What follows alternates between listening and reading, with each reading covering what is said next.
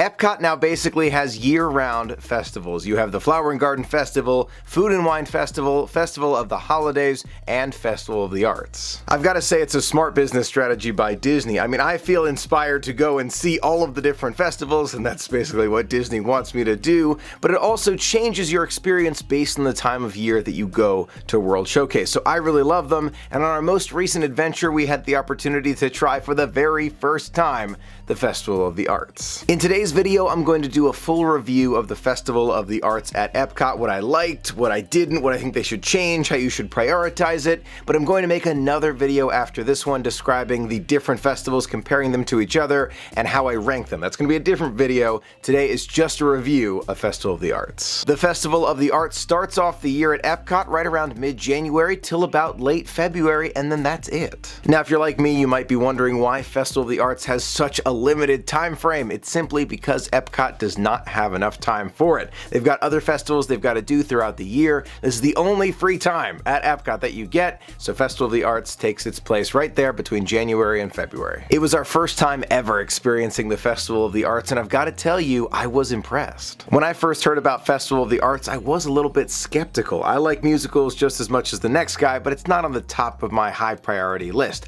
I love them on the Disney Cruise Line, that's like top notch, but am I going to go jump on a plane just to see a musical? It's just not my thing. I don't rank that high in my priority list. When I think about going to see a Broadway caliber show, I just think about hopping on board the Disney Cruise Line. Those shows are amazing. They do an incredible job. I don't think of just going to Walt Disney World just to see a Broadway show. However, that's not what the Festival of the Arts is. When I walked into Epcot for the very first time during the Festival of the Arts, I was delighted to see the star of the show, Figment himself, welcoming us in. After I walked in and walked past the Fountain of Nations, I started to see the booths full of artwork. Each booth would feature one or several different artists, and you'd see something amazing, and then you'd go to the next booth or move 2 booths over. I would see something incredible, and then go to the next booth and something even more incredible. Right behind the Fountain of Nations, you'll find the stage where I caught the ending of a painting performance, but next time we'll catch the entire thing. Below that, right on the ground level, you can find 3 smaller podiums, kind of made of metal, where those metal characters will stand, at least they look like metal,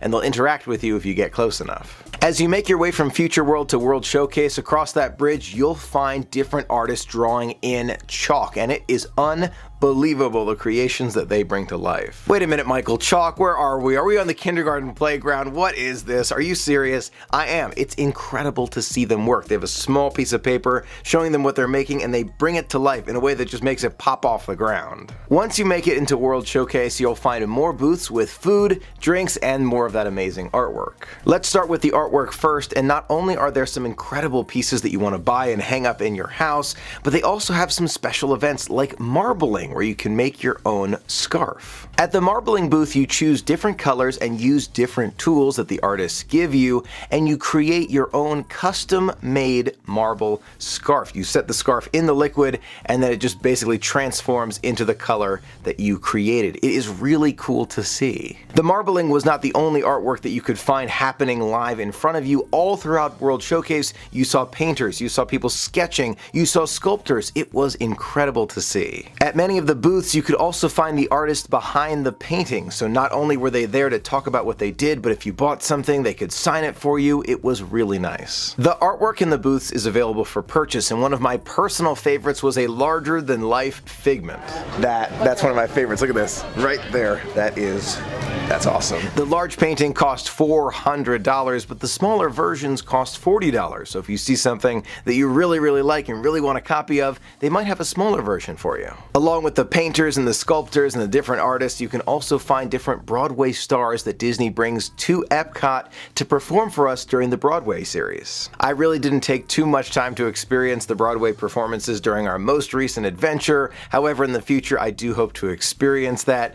As I passed the American Gardens Theater, though, it did sound really good. In addition, the Festival of the Arts also features some very delicious food items. Now, it is not the Food and Wine Festival, however, it's not something to just turn away from. They do have some great food and drinks that you can find there. Some of my personal favorites were the ribs from Italy, the deconstructed BLT from Deconstructed Dish, and you may have guessed it, the Pop Artsicle, also from Deconstructed Dish. There were other great items as well, like the sushi donut and the brie bread bowl, which was fantastic. fantastic. The key is not to go into it expecting a food and wine festival. Just expect Festival of the Arts. You're going to be very happy. Along with the delicious food, you'll also find some special photo ops all around World Showcase, and there's one that I've been looking forward to for a long time, ever since I saw those first photos of the Festival of the Arts, and that's Washington crossing the Delaware. I am so glad I have this picture now. It is a memory I will hold on to. I love this shot. There are several other frames and backgrounds all around World Showcase, but there is one that I really do miss. There's that background shot which we did take together,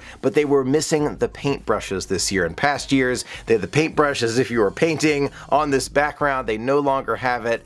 I wish we had that one. It looked so fun. So overall, the Festival of the Arts at Epcot, was it worth going to? Absolutely. I am so glad we went together and experienced so much of it, and I'm looking forward to experiencing it again in the future. If you like good food, amazing art, and incredible vocalists, you are going to love the Festival of the Arts. And if you're a huge fan of Broadway, those live performances might be some of your new favorites at Epcot. Now for a bigger question, how am I going to be prioritizing the Festival of the Arts in the future? I'm going to make a whole video comparing the different festivals to each other, but I've got to say I definitely enjoyed Festival of the Arts. One of my favorite parts about it was the amazing artwork, the great food, and the fact that Figment was a big part of the festival. Now I do realize that Figment has played a big role at festivals in the past at Epcot, but seeing him paint Spaceship Earth right there with a palette of paint in his hand, it's just so cool. So yes, I do love the Festival of the Arts, however, it is not on the top of my priority list when it comes to Disney trips. In my opinion, the food was good, but not as good as Food and Wine, and I loved seeing the artwork, but I love seeing those topiaries for Flower and Garden even more. Don't worry, that full comparison is coming,